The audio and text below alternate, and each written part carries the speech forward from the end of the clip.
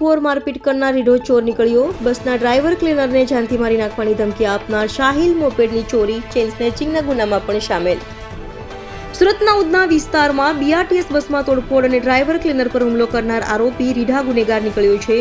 શાહિલ ઝાકીર શેખને ઉધના પોલીસે ઝડપી લીધો છે। આરોપી શાહિલ ઝાકીર શેખ શહેરમાં મોપેડ ચોરી અને સોનાની ચેઇન સ્નેચિંગના અનેક ગુનાઓમાં સંડોવાયેલો છે।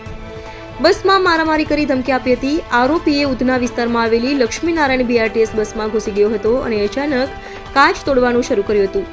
આ દરમિયાન ડ્રાઈવર અને ક્લીનરે તેને રોકવાનો પ્રયાસ કરતા શાહિલે બંને પર હુમલો કરી મારપીટ કરી હતી।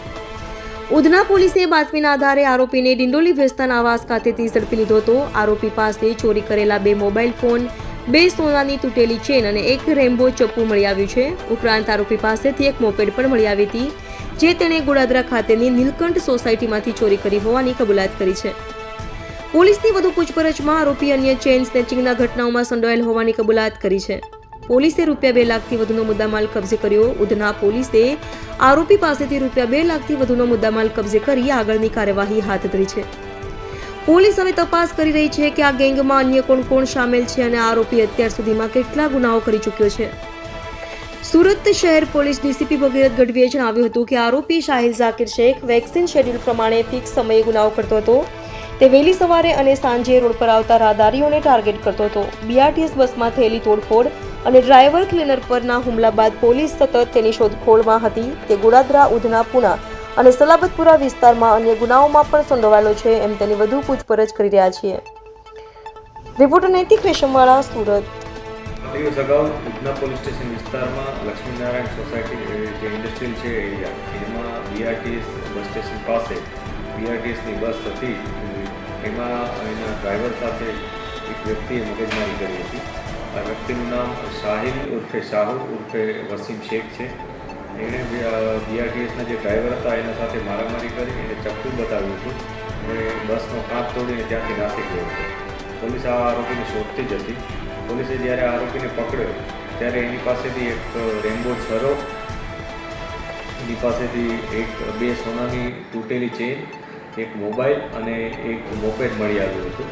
પોલીસે આ બાબતે વધુ ઊંડાણપૂર્વક તપાસ કરતાં ખ્યાલ આવ્યો હતો કે આ તમામ વસ્તુઓ એની ચોરીની છે, કે જેમાં એણે મોબાઈલ છે અને 1 સોનાની ચેન એ ગોડાદરા પોલીસ સ્ટેશન વિસ્તારમાંથી ચોરી હતી।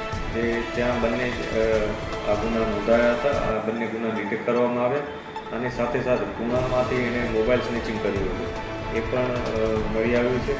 એક મોપેડ હતી, એ પણ ગોડાદરાથી એણે ચોર્યું હતું, એ પણ મળી આવ્યું છે।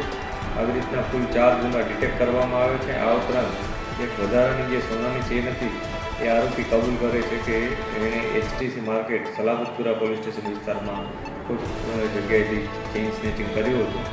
પોલીસ અત્યારે જે ફરિયાદી છે એની તપાસ કરી રહી છે। જ્યારે ફરિયાદી મળી જશે ત્યારે એની આગળની ફરિયાદ થઈ અને અમે કાર્યવાહી કરીશું।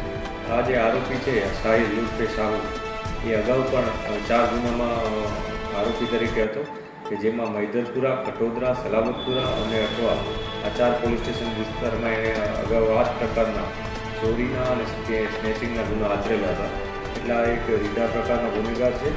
એના વિરુદ્ધ જે પણ કાયદેસર કાર્યવાહી કરવાની જરૂર પડશે એ અમે ચોક્કસ કરીશું। સર, કઈ રીતના ટાર્ગેટ કરતો હતો આરોપી, કેવા લોકોને ખાસ કરીને? એ અમે અત્યારે તપાસ કરી છે। ખાસ તો એણે જે ગોડાદરામાં જે ગુનો આચર્યો હતો એમાં એણે ચેઇન સ્નેચિંગ કરી લીધું હતું દિવસના સમયમાં। આ ઉપરાંત એણે પુણામાં પણ મોબાઈલ સ્નેચિંગ કર્યું હતું દિવસના સમયમાં। એટલે જે ઢળતી સાંજ હોય અથવા વહેલી સવાર હોય એ પ્રકારે લોકોને ટાર્ગેટ કરતો હતો। આના અગાઉ પણ કોઈ અન્ય કોઈ જગ્યાએ ગુના નોંધાયા હશે કે નહીં એની પણ અમે તપાસ અત્યારે કરી રહી છીએ।